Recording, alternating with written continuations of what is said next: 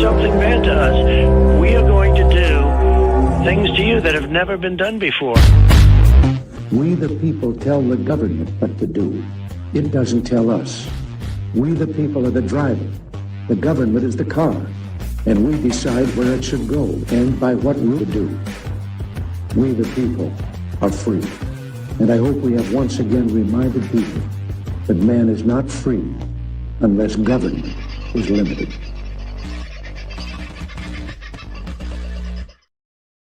Well, how you going, folks? Might turn my light on. You'll see me a little clearer, maybe. If that's probably a fairly shocking sight to you, I apologise. Trust you're doing well. It's Friday. It's persistingly raining outside at the moment, I can tell you.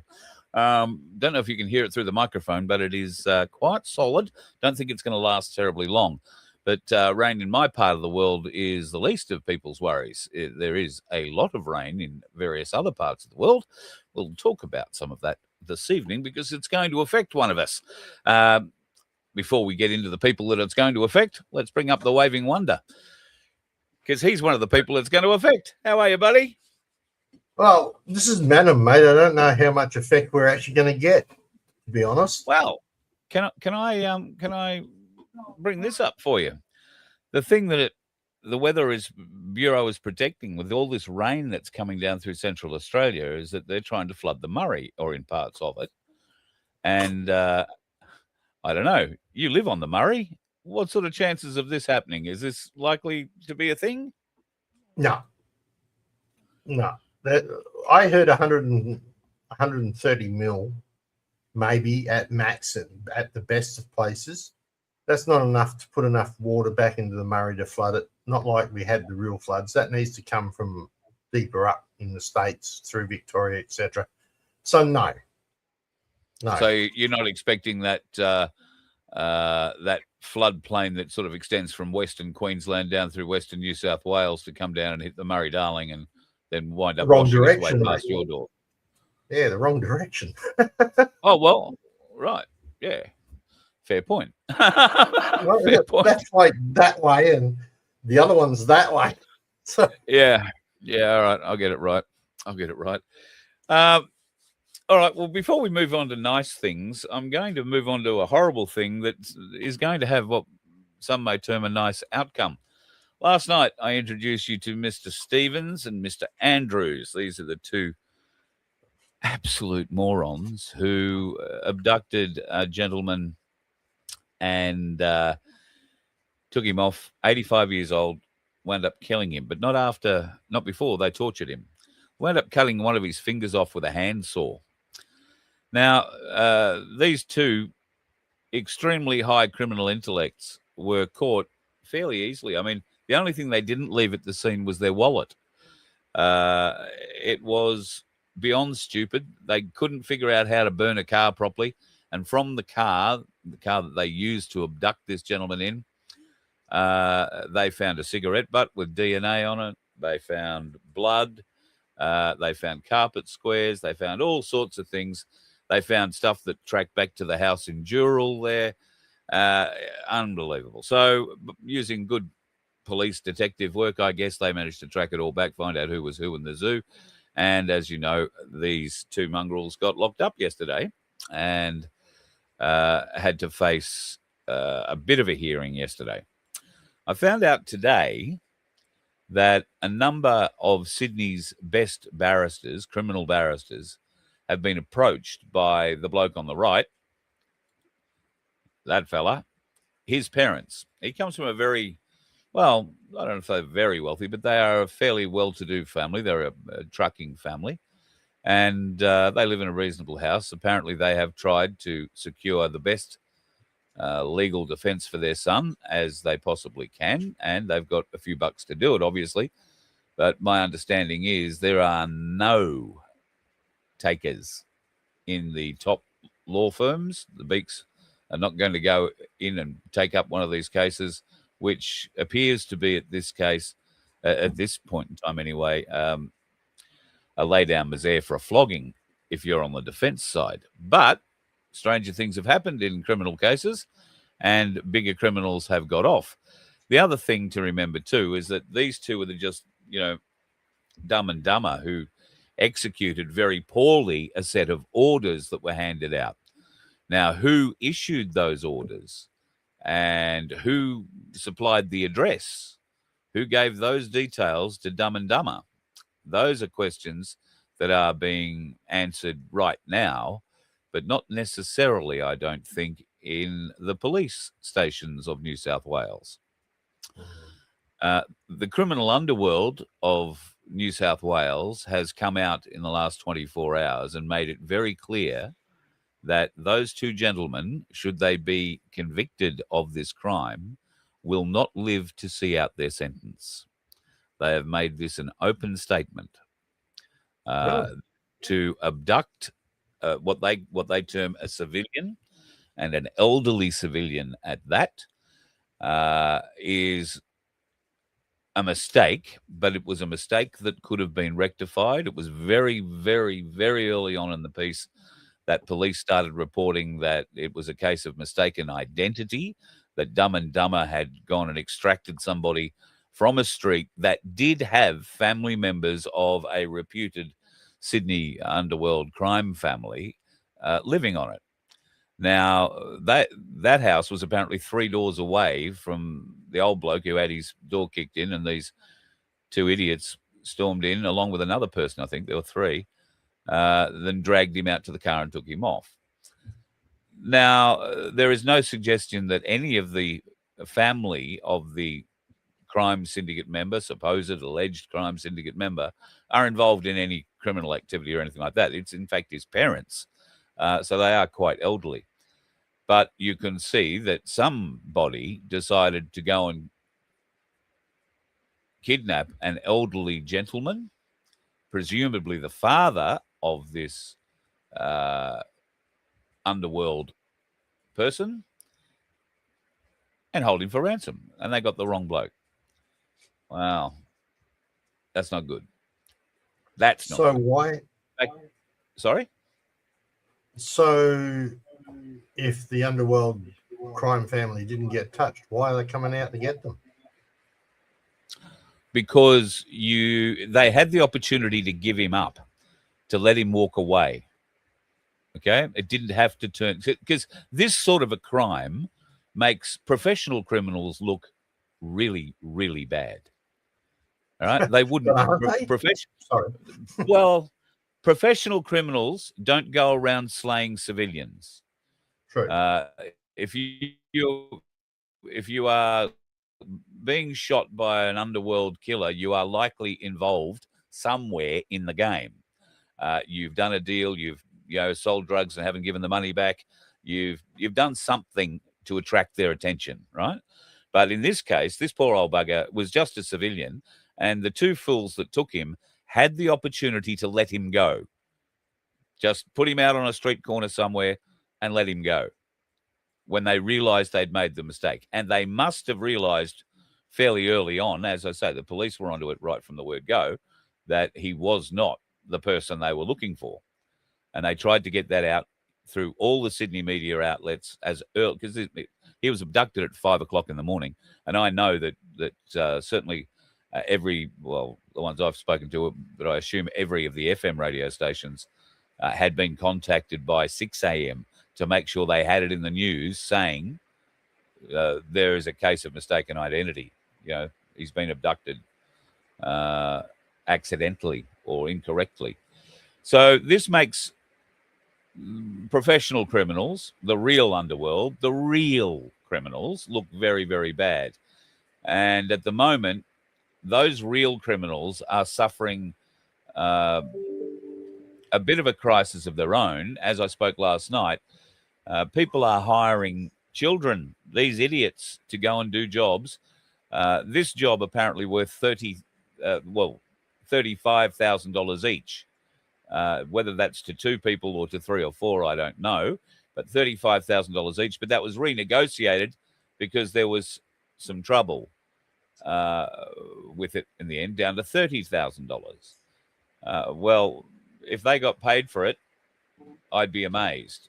In fact, I wouldn't be at all surprised to find it was big crime syndicates in Sydney that help police find these locations, like the property in Dural and that kind of thing, because they don't abide this kind of crap. Believe it or not, big criminals have a code of honor. And no, I believe they do. Yeah. Yeah, you don't. They don't trouble civilians, and if you attract attention to their business that way, you pay a price. And now that price will not only be paid by those two tards inside a jail, but there will be recriminations on the streets of Sydney, because those orders came from someone. And that someone isn't currently locked up safely in a segregated cell somewhere in Sydney. And because this statement has been made quite openly, those blokes are going to go into protection immediately. And as one of the videos that I watched today put it about protection in New South Wales jails, there are cemeteries all over the state filled with pedophiles who were safe in protective custody when they died. And they didn't die from old age. Slightly different set of circumstances on that, because we all know what the justice system inside is about kiddly fiddlers. So, well, the thing about justice inside is that it's real justice, and it doesn't just focus on kiddie fiddlers. They also take, believe it or not, just as dim a view of civilians being involved in matters, particularly senior citizens, old people, that have no skin in the game at all. They take it very, very, very poorly. So, no, rest assured, there are plenty of blokes behind those walls that these blokes are going to go behind, who are never getting out, who are in there for life sentences now. What's another death or two? No problem. It'll mean someone in their family gets looked after really well on the outside for the rest of their lives. That's all it'll mean. Yeah, I mean, but there's also plenty of people that are in those jails who have just gone out and hurt civilians. That's how come they're in there in the first place. So, well, they're a different kind of crim. They're a different kind of crim, right? Yeah. A crime of property stealing or something like that is not the same as kidnapping an international criminal syndicate's alleged member's father and holding him for a $50 million ransom while cutting pieces of him off. You see the scale difference? Too gruesome for me as far as I'm concerned. But yeah, as far as those two guys are concerned, they deserve what they get. Oh, couldn't agree more. Could not agree more. It's actually one of the comments that have been coming out in the interviews I've been doing with some of the pollies, and I've got some more lined up at the moment. And a lot of them is there's been too much soft crime. So, when they do, well, as one said, you do the crime, you do the time, and that's the way they want to run it. So, so that's the One Nation and Liberal. Yeah. So, very interesting, guys. So far, give yourself a plug. Yeah, I was just going to do that. So come and jump on to the Freedom Broadcasting Network, FBN at fbnmedia.online in YouTube, and we also have our Rumble channel. We're also putting them up on TikTok, Facebook, so you can go and like us on Facebook. The sooner we get 100 people likes for our FBN Media channel on Facebook, the sooner we can live stream it straight to that as well. But there's a lot more to come on that. It's the same 16 questions, the little variances here and there, but the idea is you get a chance to see what the pollies are promising. And I still got to nail our mayor here, Simone. I think she may have turned her mayor's phone off, so I'm going to have to try and contact her another way because she's been flat out doing stuff. Labor is really pushing hard in this election. I'm seeing it around the traps, lots of ads, lots of bits and pieces. The Liberals, I thought, was very interesting. This arrived, hang on, let me find it. Or did I get so up threw it away? No, this one, I'll see if it will show up. This one arrived from the Liberal Party, and it's all about don't waste your vote on independents. So they're trying to knock the independents out at the moment as well. Right. Okay. Really interesting. That's a piece of pamphlet that's come out. So latest polling out of South Australia says Malinowskis is going to run rampant and win by a proverbial mile, and that the Liberals will be decimated to a point where One Nation will be the opposition, with the majority share in any union that they have coming together going forward. What do you think? Maybe that's what I'm hearing here as well. I mean, I spent today in Adelaide, and so now it's Adelaide, so I'm exhausted. But one of the things I did notice there, I had to go to see my sister, who is happily recovering, which is great. And there's massive heaps of building and works happening at that location, which is a hospital area. Mount Barker, went to Mount Barker drop someone else off for appointment because I was chief taxi today, and there's massive buildings happening at the Mount Barker Medical Centre over there as well. So there is lots happening in that medical area that I think Labor is responsible for. So they may, in fact, do quite well in the election. Do I agree with all their laws that they've put out? No. But, right, I think they have a fairly strong showing, and I'm trying to be as neutral as possible. That's not where my ideals land, but I think they will do fairly well. And as long as they don't win every seat, I'm going to be somewhat happy, because that could be an issue. Can you imagine all 47 seats of the South Australian government all being owned by Labor? Where's the opposition? There is none. Right? None. That would be disgusting. Mm. So, people of South Australia, that can't happen. So choose your preferences wisely. All right? Yep. And you'll be doing a preferential voting lecture before the election, I'm sure. You can't use marbles. I think Topher Field has a copyright on using marbles. You may have to use ping pong balls or something. So no, I'm actually going to. We're going to do a couple at my place, Manham, and it's a non-partisan type thing. Just shows how preferentials work, and I'm just going to literally do it using 100 sheets of paper. Yeah, right. Right. So. And showing how the votes will move and how the two preference thing works out and why they call it so early. That's what I'm going to show for the Legislative House. So and I'm going to show the difference it makes when you take that 100 people with 100 pieces of paper and you take away 16 of them because they didn't bother to vote. Because that's 16%. That's what happened in the last federal election. So toilet paper. What? Yeah, I like that. Toilet. Yeah, I should use toilet paper. That's exactly the way to do it. Idea, I like that one. Yeah. That's exactly how it will be done. Ah, yeah. Right. Very good. Write that down. Do not forget it. That's very good. Yeah. Hey, but I'm hoping I'll record that and maybe throw it up on FBN as well. Yeah, beautiful. Now, you're the IT guru in the family here.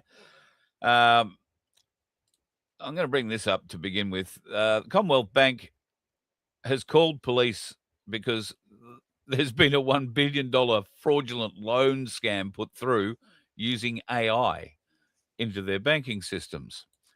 Now, it's also yesterday that the Commonwealth Bank announced they would be sacking 2,000 Australian-based staff because AI will be taking over. They also announced, not here in Australia, but in India, they're looking for 100 IT professionals based in India to augment their AI team based in India. And do you find that just a little funny? They sacked 2,000 people and AI is taking over, and the next day there is a front page headline that says AI helped people steal $1 billion from the Commonwealth Bank. So I have two issues here. Commonwealth Bank became its own entity, used to be the Commonwealth Bank of the people. Right, so that's issue number one.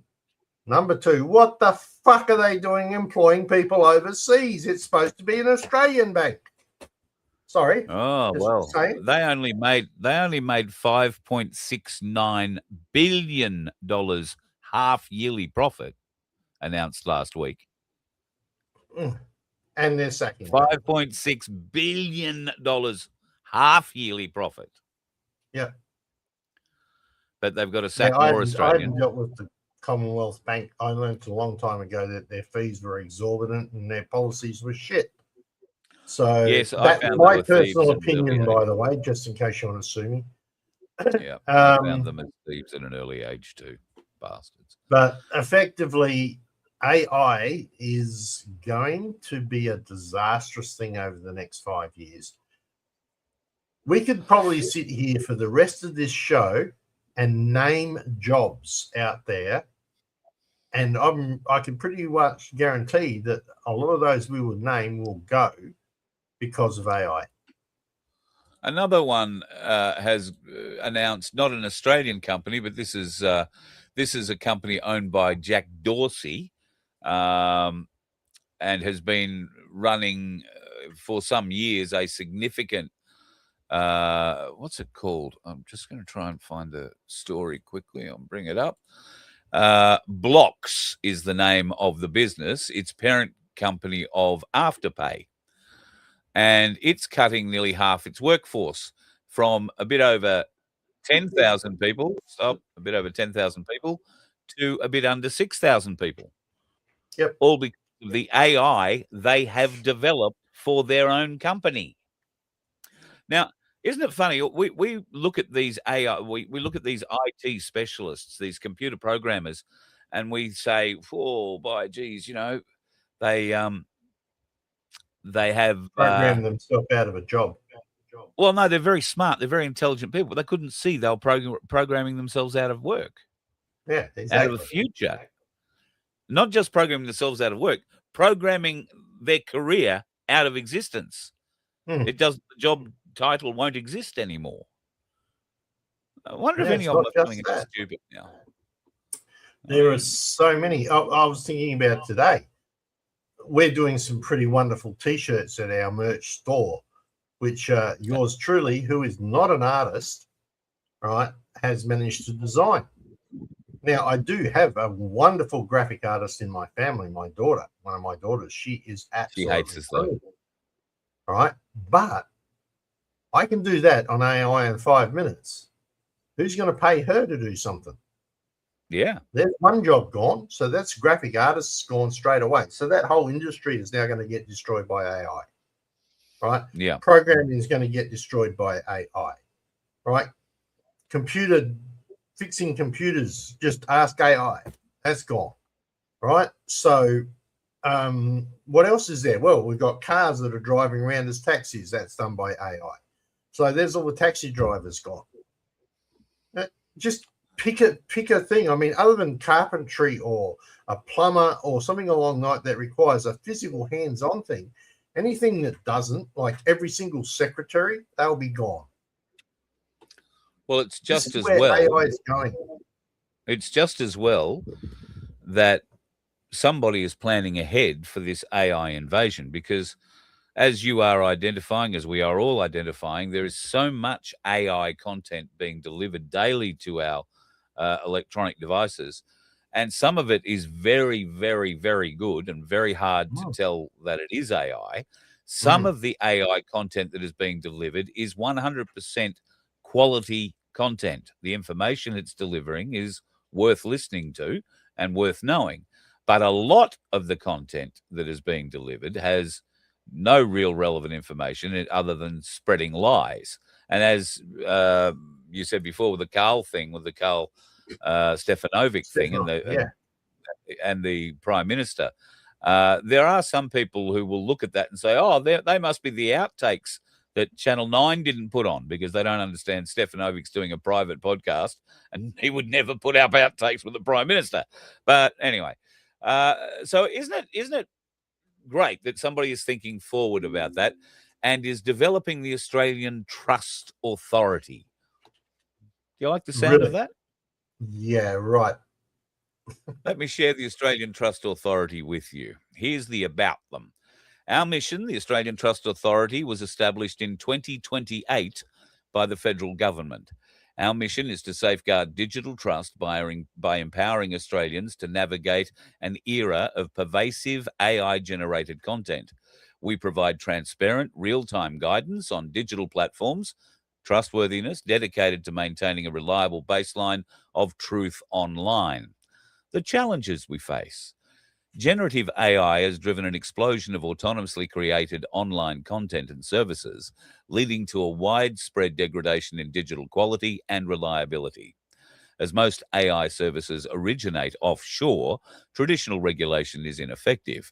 The ATA was formed to help Australians discern truth in this new reality, focusing on empowerment over prohibition.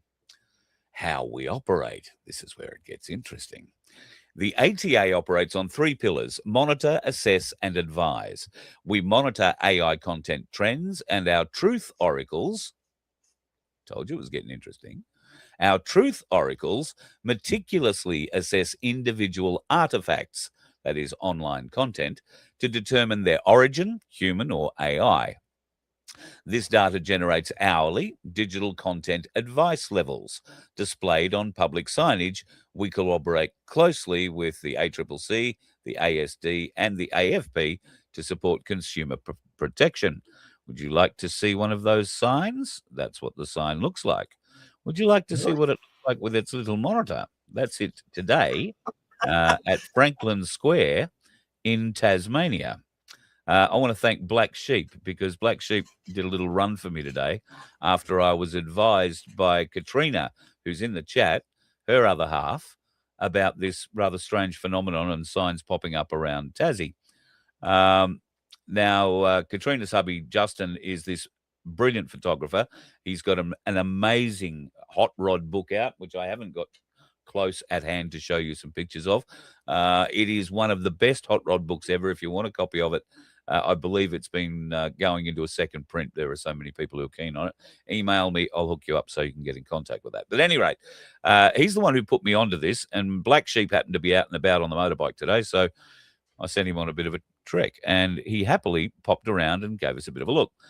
This is the one at Salamanca Markets. So there are 2 of them within a fairly short area, and you can see the sign there is popping up showing, now what have I done here? I haven't loaded up the sign that tells you what all that is saying. So hang on a second, let me try. Although while you're busy chasing that up, I have to love the fact that it's very analog. Somebody's going to go up and turn the knob. I said the same thing. But it's not. It's Wi-Fi. It's Wi-Fi? I haven't seen anything for it that says that yet. No, Paul, Black Sheep went and had a look because he had the same thing, and he swears it's Wi-Fi. So Wi-Fi controlled.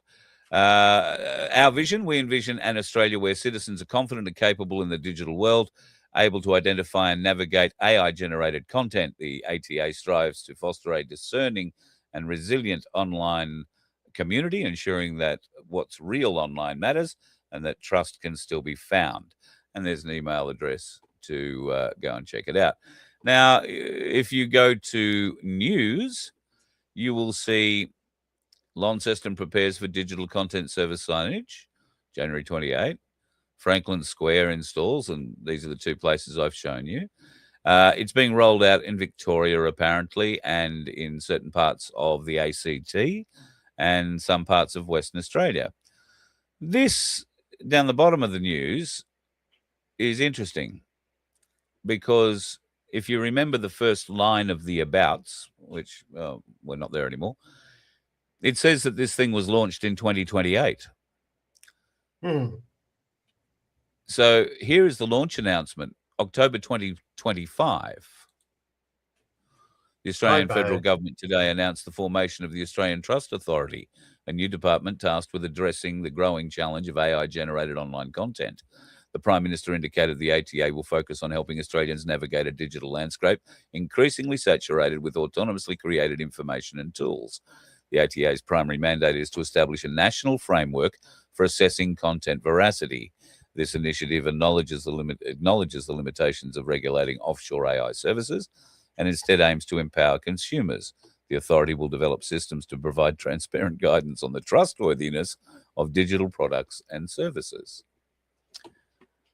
Now, Vincenzo, what does that mean to you? Bearing in mind, I'm sorry, I'm skipping a salient point here. Bearing in mind that if we put on our cabal hat, we have to tell them what we do to them before we do it to them. True. All right. I have a couple of things I want to say on that, but you just bring out what you think first. No, I've done all the research. You tell me what you're thinking. All right. So the funny thing about this is that they're going to use AI to determine AI. So that's the first part about it. Secondly, the massive amount of processing power that will be required to look at every artifact that lands on the web every single minute of the day would be humongous. Thirdly, we did a bit of research on this on the way to Adelaide this morning, and we determined that it is .au site is not a government website because it doesn't have a .gov.au on it. Well, the government haven't announced it yet. It doesn't do that until October 25, 2028. So you reckon that's October 25, 2028? Sorry, I missed that bit. Well, that it says federal government unveils Australian Trust Authority to combat digital disinformation. They didn't do that on October 2025 or 2024 or 2023. Yeah, but do you trust that to be truthful? Oh, Vince, you're showing your discernment skills. And it's not a matter about trusting whether it's truthful. Isn't there some kind of a logic hiccup when I tell you that this thing was established in and listen to the wording. I'll go back and put it back up on the.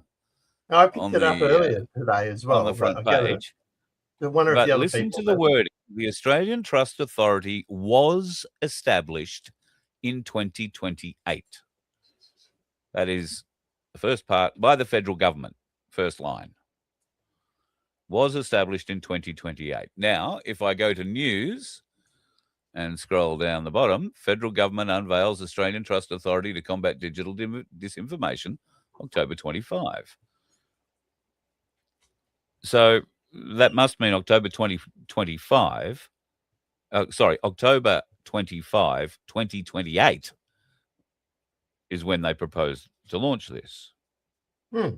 Unless there's a typo at the top and that's the wrong date. No, there is no typo. Well, it's certainly not in the future, and it's not someone come back from the future to tell us. So, I mean, yeah. Okay. I personally, it's an interesting concept, and I love the signs that's like fire danger will be. All right. Fire danger signs are probably more useful than one of those, to be honest.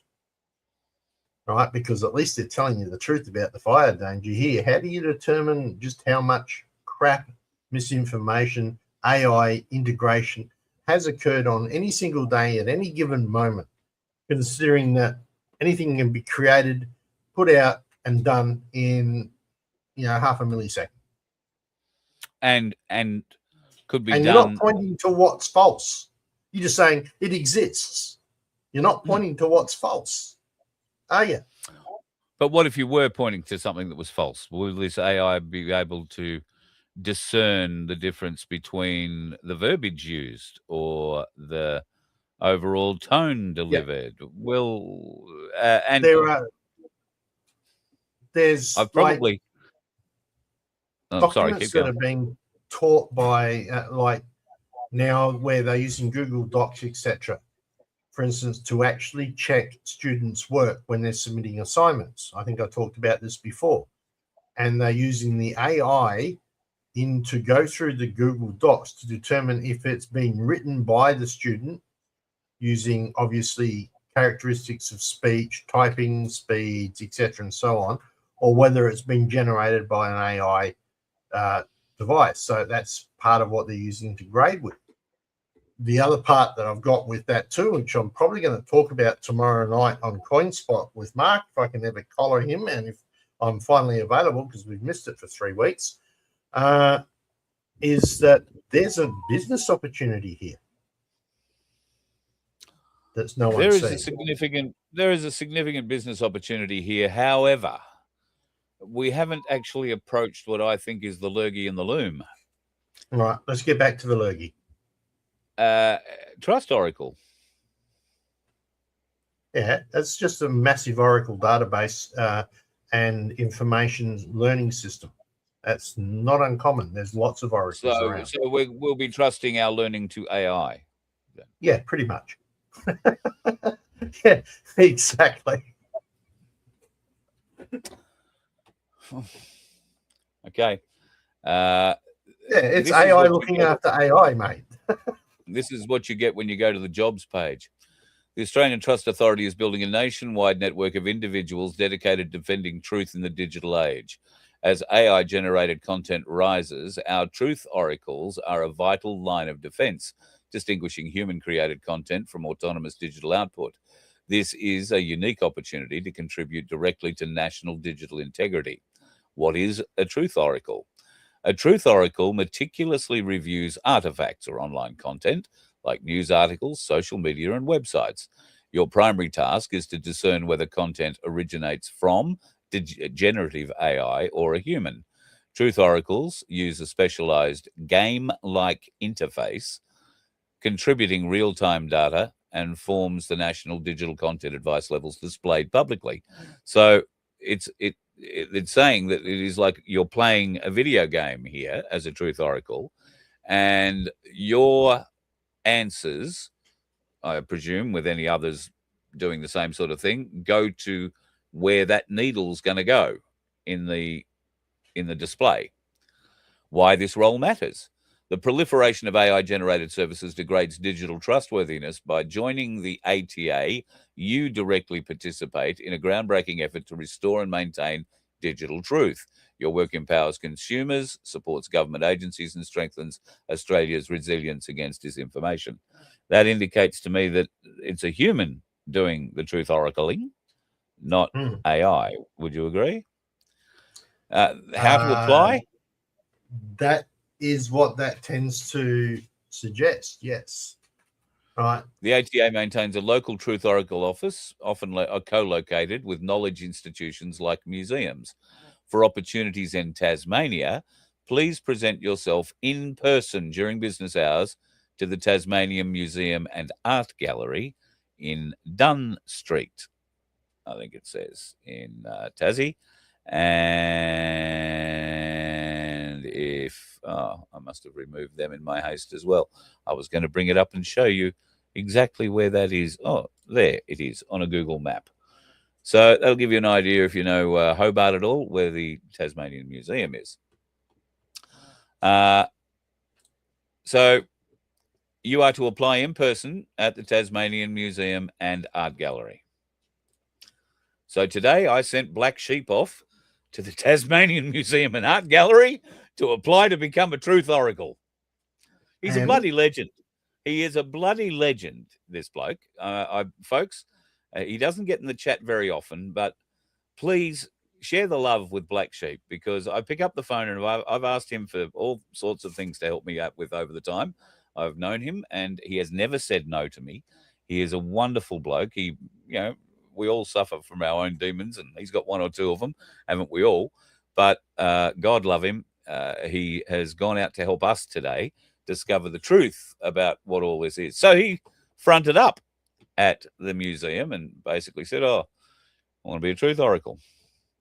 And so they pointed him in the direction of a display, a show, an exhibition put on at that Tasmanian museum by this bloke, Johnny Scholes, and the Department of Truth.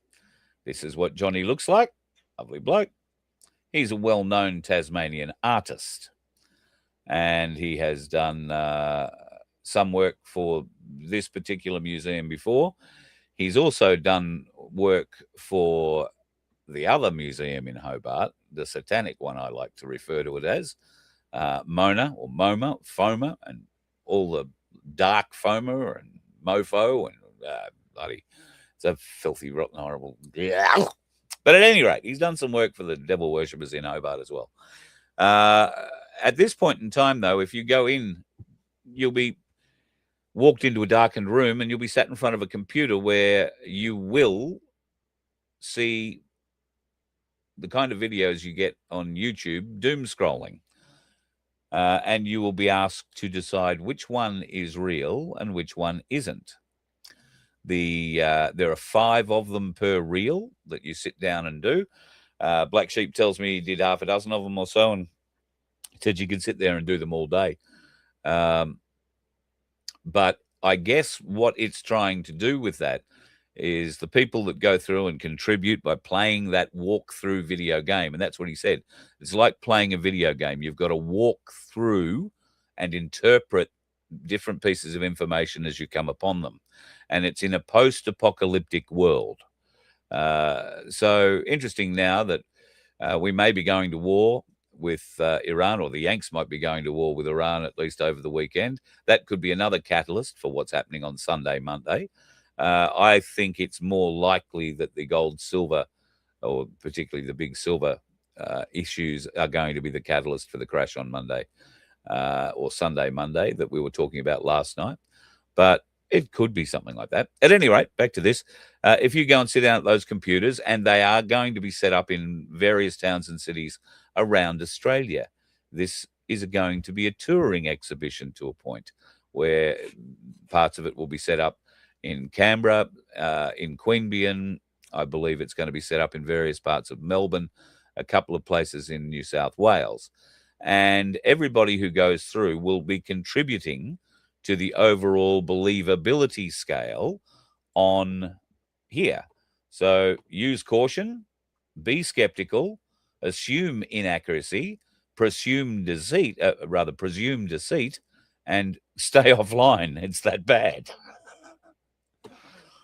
So aside from it raising some rather interesting forward projection questions, I believe it to be an art installation more than a projection of what is going to happen to us in the future. Although I fully believe that our e-safety commissioner could look this up, and the link is in the description of the show, folks, trustauthority.au. And with Vince's help this morning, I went through the back end of that quite considerably. We know a great deal about Johnny Scholes today, can I tell you? I know more about the man than I ever thought I'd ever know. And I also know he's not replying to emails. So yes, if you come across that in Victoria, New South Wales, ACT, or Tasmania, take a picture, let us know, and go and do it. Let us know what it's like. Help train the AI. Help train the AI. That's exactly what That's it's what doing. You're doing. If there was such a thing, if he was using a proper Oracle database system, and not just human oracles, which is right, you'd be helping train the AI on what is and what isn't, and what people see and what they don't see. So just that, and that's one opportunity where you can get some work. Okay, obviously not paid from the looks of it, but there's another point here, because there's so much of this ability to imitate real people nowadays and have them say what you want them to say, etc. So on. How are people going to be able to determine what's the real video? Is this really a Carl and Vince doing a show tonight? Is this a real video? Right. And this is going to be our biggest issue going forward. How are people going to discern? I mean, they can't discern right from wrong now, most of them. How the hell are they going to discern truth from fiction? Yep. And you're frozen, Carl. Okay. Right. So you can keep speaking. You're okay. Your speaking is fine, and you're just sitting there. Oh, no, you're back. You're looking wondrously up into the air. That's because I was trying to be a bit sneaky and edit a photo that I want to show you. It was one I thought I'd sucked in earlier, but it hadn't edited. So the breakdown on these conditions, if you like.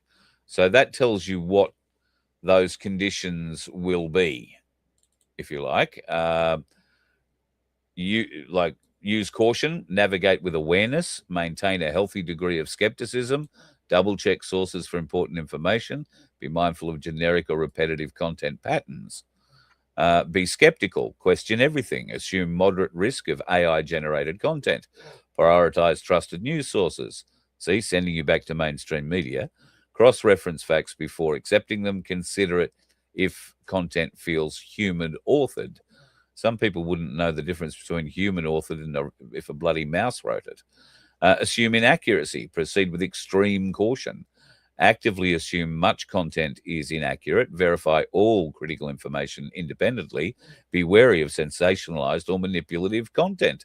I would go so far as to say we'd probably get that rating. Presume deceit. Minimize online engagement. Assume content is likely intentionally misleading. Drastically reducing reliance on general online sources. Stick to verified, known human curated platforms. Be extremely vigilant about scams or fraud. And finally, disengage from social media or the digital world. Highest risk level, pervasive, harmful AI content. The safest option is to avoid online activity altogether. Rely on real-world interactions and trusted offline sources. I think it has some good intentions to it from that. There's some good advice in that. Yes. Yeah. Yeah. So I do have one thing to say. Where's the little coloured one chart that says everything's okay? I should go and get that the wasn't Hitchhiker's there. Guide. Everything in that chart was negative. Good advice, but everything was negative. There's nothing there to say, yep, that one's okay. Isn't the first one, use caution? That's sort of positive, isn't it? Well, maintain a healthy degree of skepticism. That's probably not we too all got positive. that now. Tell me who doesn't have that now. Well, I suppose 50% of the population. Anybody anyway. who asks ChatGPT or Google for an answer to a question, I suggest. Oi, watch it. I do that all the time. But, yeah, well, I'm doing it a bit too. There is no positive, right? And you got to think about it. It's every single video, every single post, every single voice, every single written word, right? Every picture can be done by AI now today. And it is, in the last year, it has progressed so much. And tomorrow night, after I do a little bit more investigation, as I was saying, there's a business opportunity here.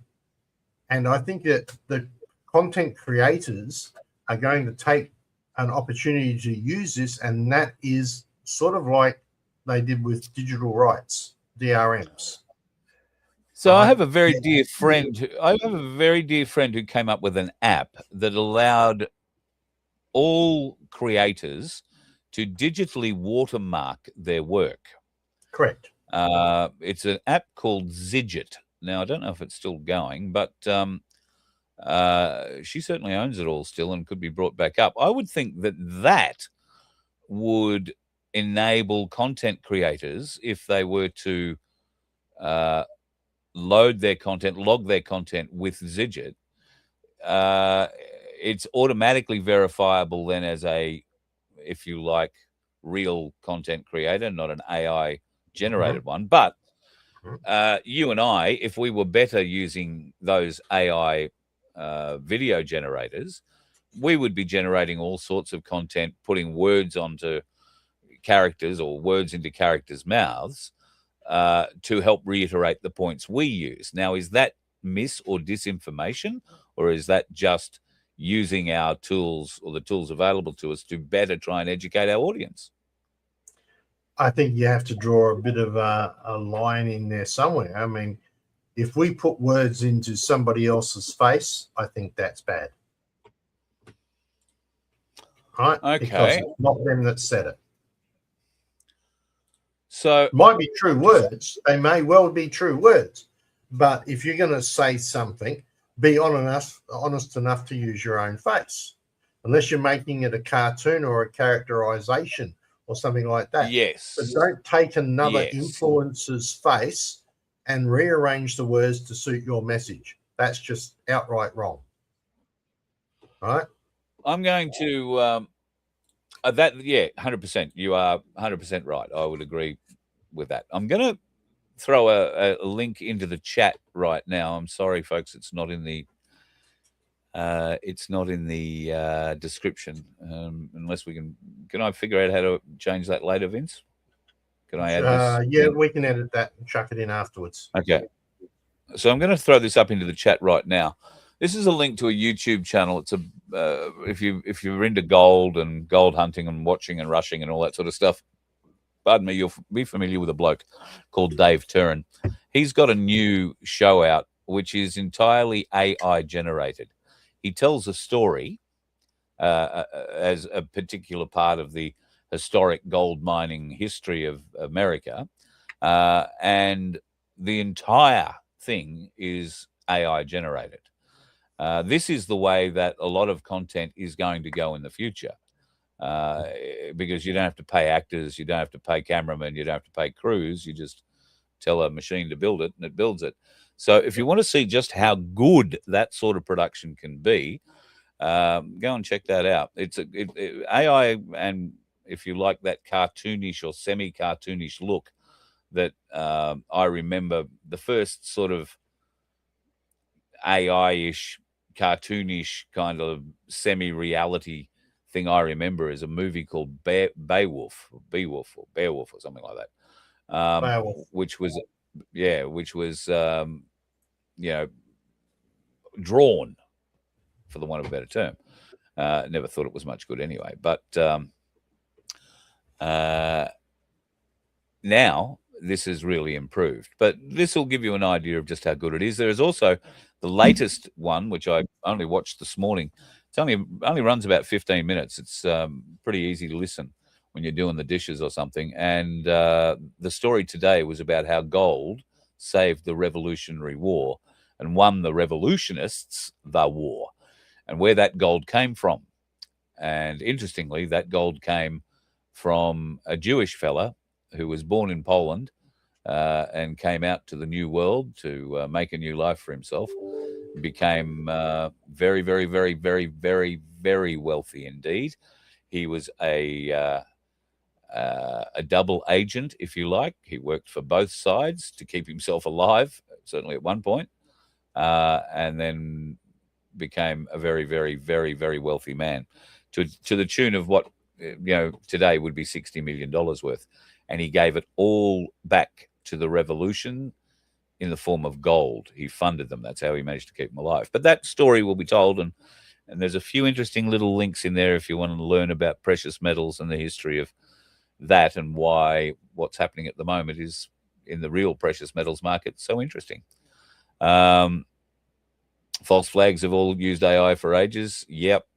There is some suggestion that half the stuff you saw coming out of the American Congress on the day that the supposed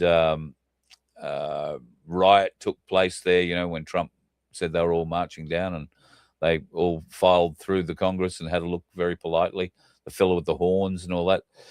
There is AI generated content out now suggesting that all that was AI generated, all green screened, all done from a second studio somewhere and punched in Don't believe a word of it. So yeah, there's AI is going to be the biggest challenge that we have going forward, because eventually someone like that e-safety commissioner is going to have to stand up and say, we need to figure out the shit from the truth here, because we're being, the amount of shit AI that can be produced in minutes. All right. They see a story on a news service, a newswire that pops up, and people can regenerate those stories into AI schlock within minutes and have not one story, but 10, 12, 15.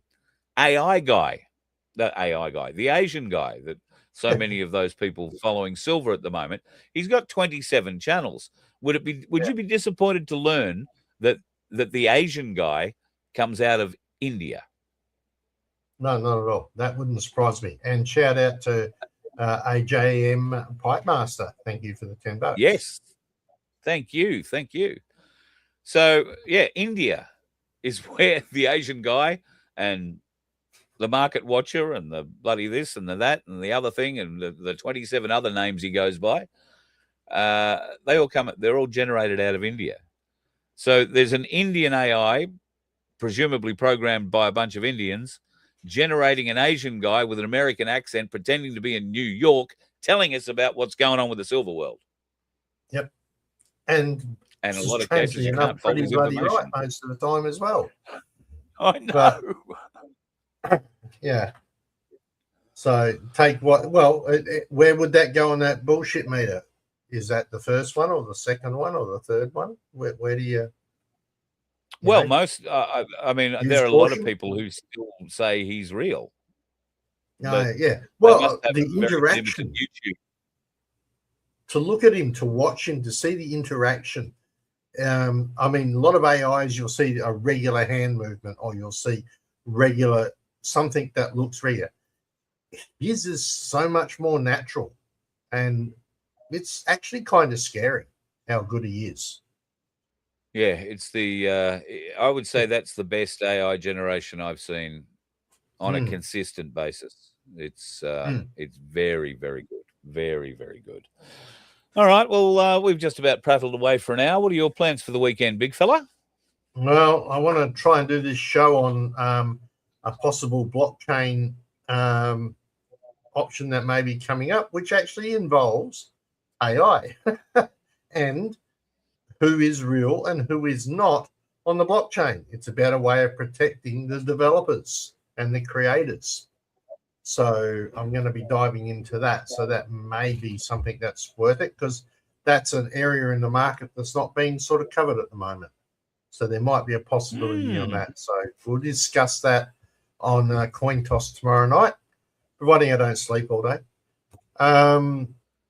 Outside of that, I'm going to try and get all the rest of these appointments booked. This week's been just mayhem with personal businesses and appointments that were already pre-made, etc. But yeah. So outside of that, the next week will be a little easier for you. Well, no, I just got told what one of my son's schedule are, and I'm taxi driver for 2 more days on that one. So plus March is not a good month for me. Right, they have to hold an election in March, because March is not a good month, because I have 3 children with their birthdays within 13 days of each other. Well, nobody says you've got to go and buy a present for everybody voting. I wasn't talking about that. I'm just talking about my children. 3 birthdays in 13 days. Okay. So, well, we know about which time of the year you got lucky, don't we? Anybody wants to do the maths on that, feel free. Well, it had nothing to do with election either. So maybe it was a rainy month. Yeah. No, I'm thinking, no, there's a regular celebration 9 months prior there somewhere. We've just got to do the math and figure out what the party was. Yeah. All right, mate. Well, you have a bloody good one. Thank you for everything you do. With that, I have to do the one and only thing that I can do now that he's tried to embarrass the shit out of me, and that's say, bye. Love you, brother. You know that. And you too, folks. Love you too.